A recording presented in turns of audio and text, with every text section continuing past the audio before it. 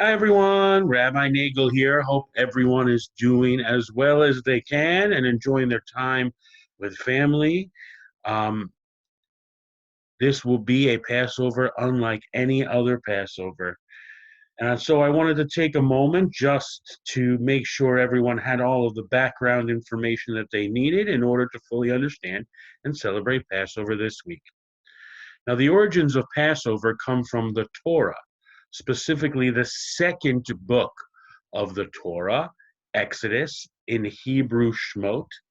And really, the first half of the book of Exodus is about the Exodus from Egypt. That is, the escape of the Jewish people from slavery in Egypt. And that is what Passover celebrates. So, in order to put this understanding in context, I want to take just a moment here and show everyone what Exodus is all about.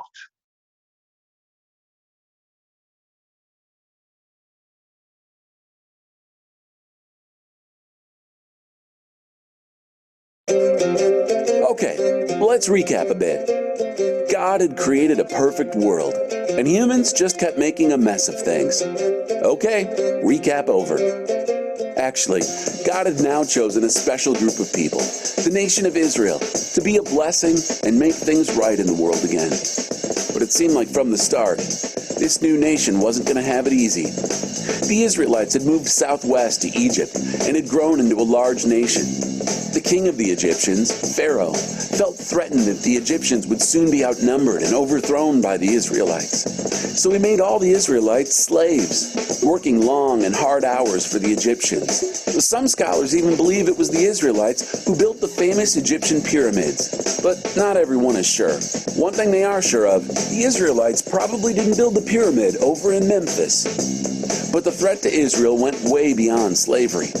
Pharaoh eventually made a law that every newborn Israelite boy should be killed.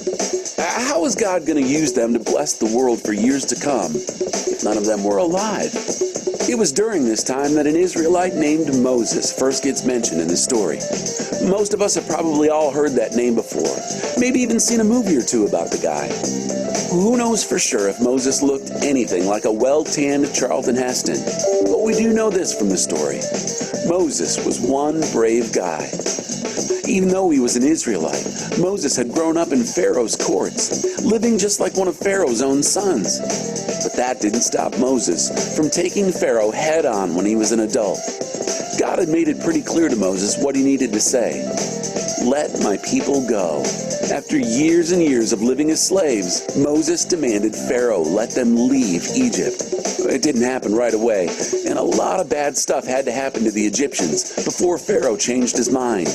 But finally, he gave in to Moses and to God. He let the Israelites go. Well, not so fast. Pharaoh changed his mind pretty quickly, and right after Israel left Egypt, Pharaoh sent his armies to hunt them down. They chased Israel up to the edge of the Red Sea. They were trapped. Once again, on the verge of escaping disaster, the Israelites now stared death in the face. But Moses stretched out his hand, and the waters of the sea parted so that the Israelites could cross. When the Egyptian armies came chasing after, the waters fell back down, and all the Egyptian soldiers were killed. Israel was free. Sure, it's all pretty exciting when we watch Hollywood recreate the scene. But can you imagine actually being there?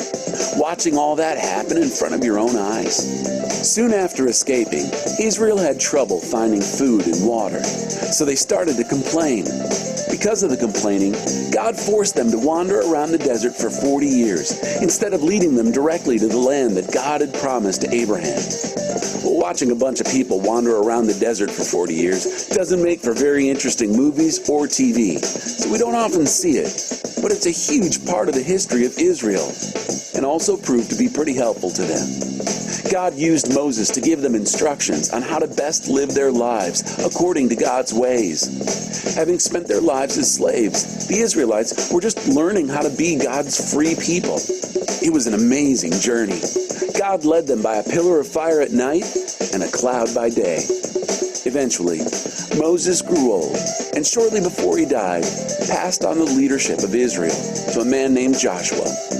When Moses died, the Israelites stood at the edge of the promised land. Their time of wandering was over, but their struggle to survive was only beginning. Pretty cool. And that really gives us all of the background and context for our Passover celebrations this week. Now, Passover falls on the 14th day of the Hebrew month of Nisan. And you might have heard that there are 4 New Years in the Jewish year.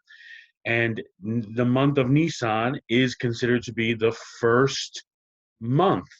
So this is 14 days before Passover is the new year for months. And so Passover is celebrated in our first month because it is our first month of freedom. The new year is celebrated on Rosh Hashanah, of course, because that is the first year celebrated from creation. Now, depending on your tradition, we either celebrate Passover for 7 or 8 days. Those people who live in Israel and those Reform Jews celebrate for 7 days because that is what is commanded in the Torah. An 8th day was added for people living in the diaspora, that is outside of Israel, later on, in order to make sure that the entire length of the holiday was celebrated, because it took a while for news to travel from Israel to outlying Jewish communities. In this day and age, when we have instantaneous communication around the globe, we know exactly when Passover begins and ends. So 7 days does indeed fulfill our obligation, which is why Reform Judaism does that. However, because of the tradition of holding an extra day outside of Israel, some communities still do it. In fact, if you even speak to an Israeli about the idea of having a second Seder, like, it blows their mind, because they've only their whole lives ever celebrated 7 days of Passover, and only with one Seder. The second Seder itself is a result of adding that extra day. Reform Judaism gets the best of both worlds. We do the holiday for 7 days, as they do in Israel, but we also keep the tradition of the second Seder. So it's very, very interesting. Now, Passover, its name comes from the idea of the angel of death who passed over the houses of all of the Israelites during the plague, death of the first. And we have lots of traditions that we follow. One of them, and I don't know if anyone was able to do it this year, is spring cleaning, right? We clean our homes before Pesach in order to make sure to remove any of the chametz, any of the leavening. And some people even hold up a candle and a feather and go into every nook and cranny of their house, making sure there's no crumbs in their homes or in their cars or anything at all. And that is part of the ritual. Now, it's said that during the Black Plague in Europe, that this happened to fall around Passover. And so the Jews' homes were cleaner than their neighbors because they had just been cleaned out of all crumbs and food stuff for Passover, which is why the community was not hit as hard by the plague as the surrounding community. After we clean our homes, the big thing about Passover is not only that we don't eat chametz, eat leavening, but we make sure to eat a different kind of bread, a particular kind of bread. The only time we're commanded to eat a certain type of food, and this food is called matzah. That is what we eat this week, and you haven't truly celebrated Passover unless you've had a bite of matzah this week. We start the holiday with a big Seder. A Seder means order, and it is a prescripted meal in which we act like we are wealthy, free people throughout history. So we have discussions during dinner. We take a long time to eat dinner because we're only working on our own time. We make sure to recline. We make sure to have appetizers. We make sure to have fancy dips and all kinds of stuff like charosis and maror, all so that we can feel like the wealthy and free people throughout history. And we do this with help of a special book called the Haggadah. And the Haggadah means the telling, because the other part of Passover, other than not eating chametz, not eating leavening, eating matzah, is the obligation to tell the story of the Exodus. And that is what the Haggadah does. It helps us tell the story of gaining freedom from slavery in Egypt, very similar to the video we just watched, but in a way that we can discuss and understand what it has done for our people. And freedom has done everything. And the last big thing is the Seder plate. And so when we when we when we celebrate Passover together, we have a Seder plate with symbols because we love symbols. So take a minute here and check out what's on the Seder plate.